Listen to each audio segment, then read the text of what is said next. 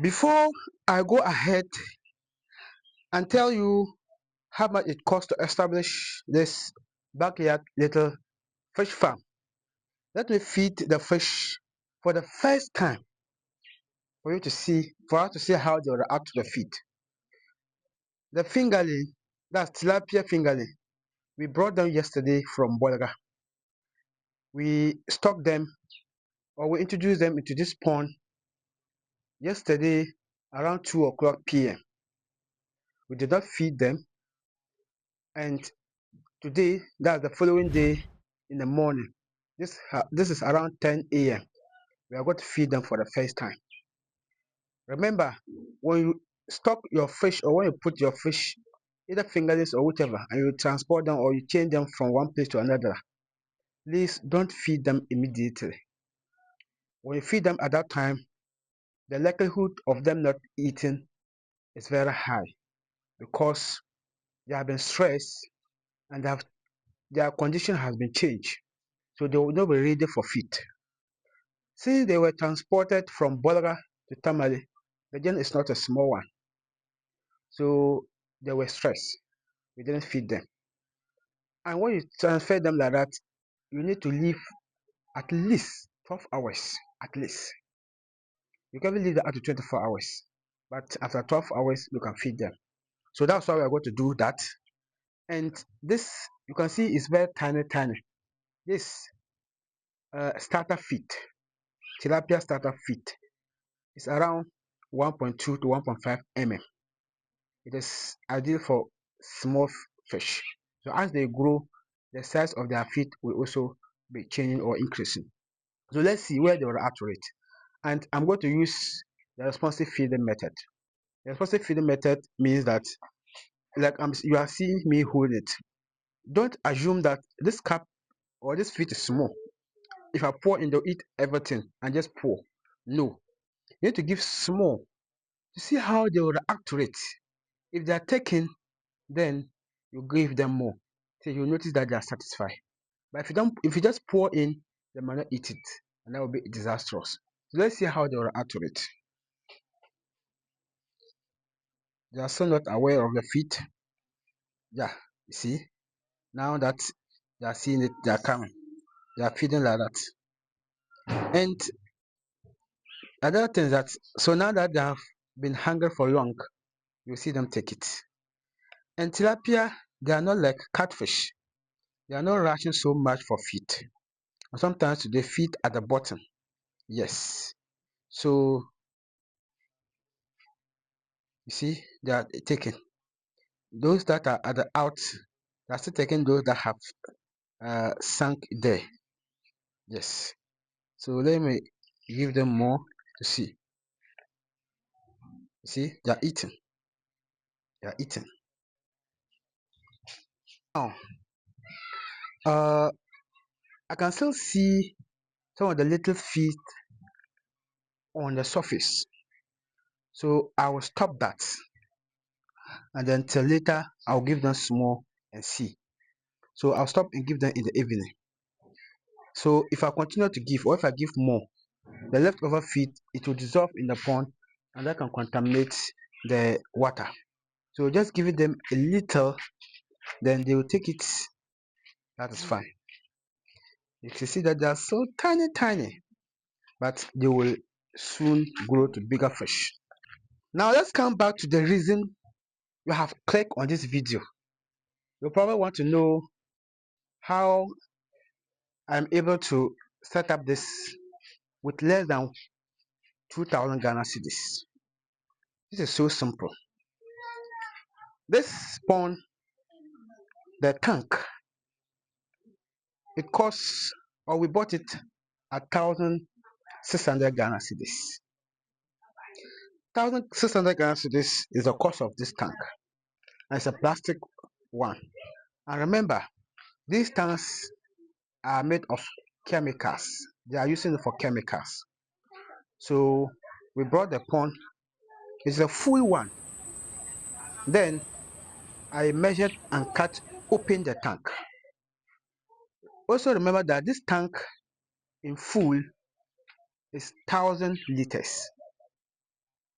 So we've measured and we cut it open so that if it is open like this, oxygen can go in than if it is closed. After cutting open this, then we wash it thoroughly.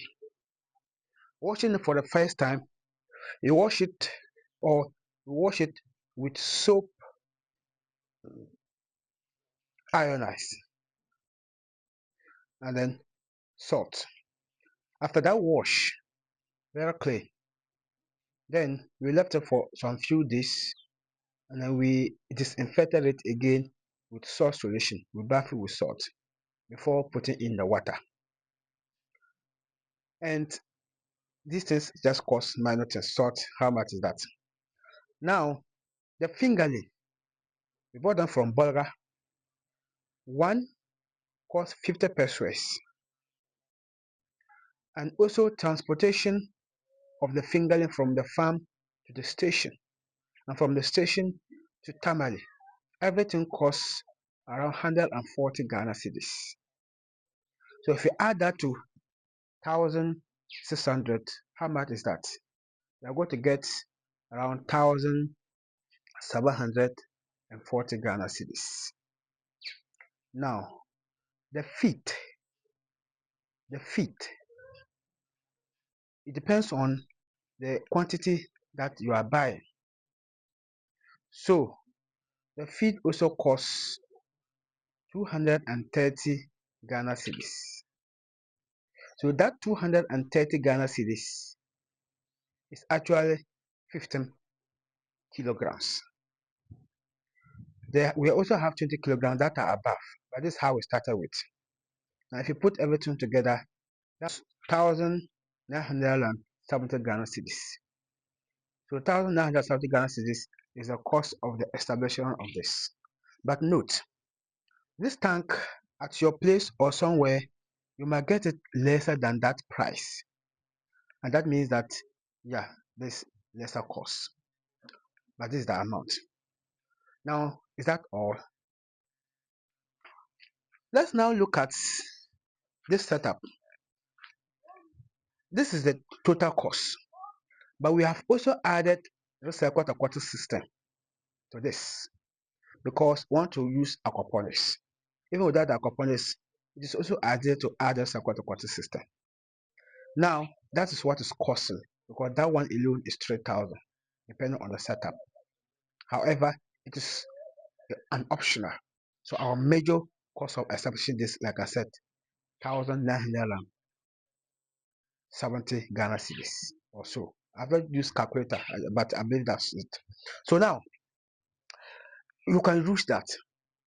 So if you are establishing this with this amount and you don't want to put in the cycle cost system, you can go. But make sure that you have adequate water at your backyard or at your home to constantly change the water every 2 to 3 days. And I'll also make sure that if it is a tap water, metropolitan assembly water, put it somewhere for the chlorine to go away at least 24 hours before putting into the fish because directly adding to the fish can harm your fish.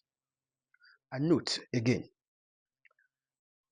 this tank, the capacity is 1,000 liters.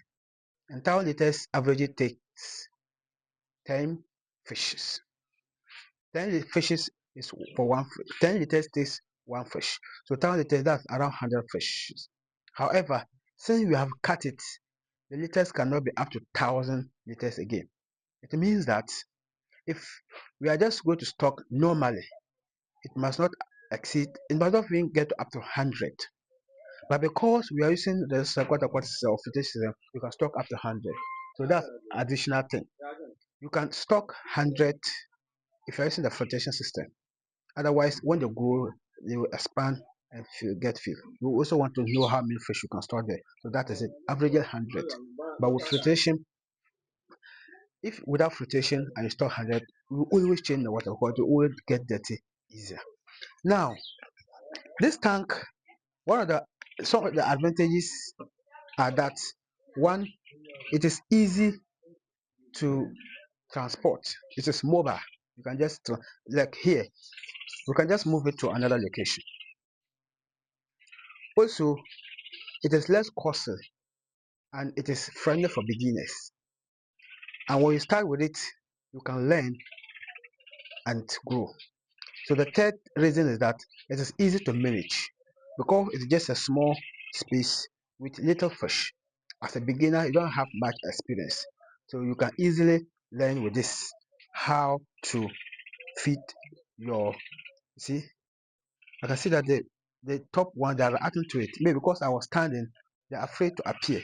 Let me move away some more and see whether they will come out and pick it. That's how catfish, tilapia are. They're not a catfish. Yes. So now it can easily manage this and expand your farm. That's good. But some of the disadvantage is that because the water volume is small, if it is exposed to heat or sunlight, it can easily get heat or it can easily get hot, and that can change the temperature of the water and that can kill the fish or stress them. So to solve that, place it under a shade like we have done. This is a mango tree. We kept it on. But remember, the fish also needs sunlight for growth. So there are times that, especially when the sun is just rising in the morning, it will hit it and they need that sunlight. So that's a good location. Before it gets to hot afternoon, it is under shade. And when the sun is settling down to a little sun will come. That is very good. Because it's so ideal to cover it completely where it will not get sunlight. But if you also leave it or expose it to higher sunlight, because it is small in volume, it can get hot and it will stress and kill the fish. Now, another disadvantage is that you can only produce small amount of fish. Like we have stock 100, we will surely get mortalities. So not all the 100 will go to mature fish. So you cannot make large or big profits, or you can't expect to get more profit from that. But at least, like I said earlier, it can guide you to learn and to expand in future. So managing this is so important. And like I stressed, if you want to go with a flotation system, that's fine. So now, if you want us to help you establish this, you can contact us and we can help you provide this affordable backyard farm for you. Then you can learn from it and then you can escape and grow your fish. And if you want to store the flotation system or recycle system, that's very good. It means that you can or you will not constantly change your water and your water too will be good forever. So thank you so much. And before you hang, let me put it closer, then you see how the fish are tiny. And also because I was around the top feet, they didn't want to take it. See how tiny they are. We brought them, like I said, from Bora yesterday. And let me also give you this tip. When you are putting your fingerling or when you introduce them to the pond, do what we call acclimatize them. We call acclimatization. And what it means is that don't just come and pour them into the pond like that. Put the container or where they have been transported from in the pond and then gently lower it, and then the temperature will not change once. So the old temperature in the pond that contains them, the water that contains them, and the current temperature will mix together, and then they will react or they will change gradually. So they have their best system, then they will swim themselves into the pond, and that is it. I was very glad when I came and checked and I didn't see any mortality, even one fish. I was surprised, but that is it. Transported them from Bulga. When I removed them from the rubber was very hot and the water was very hot. So it came on time actually. If it were to take longer time than it came, it would have faced mortality because of the temperature. But when I kept them there, I didn't see any dead fish. And when I came this morning too, I didn't see any dead fish. So we can see that the fish are good and they are healthy.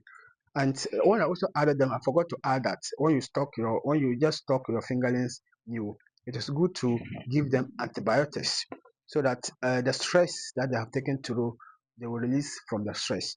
So just give them only the antibiotics, and like I said in the beginning, and don't feed them until the following day. Then you can feed them One thing I forgot to add, since it is under a tree, even if it's not under a tree, there are likely that predators will be around.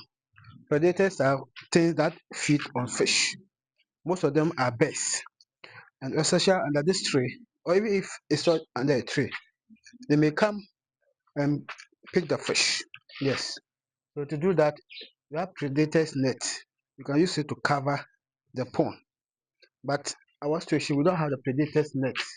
So we are going to use mosquito nets to cover the pond so that these things cannot have access to them. Yes. So I forgot to add that. So take note of that. So when you are going to feed, you just remove that side or remove it, feed them,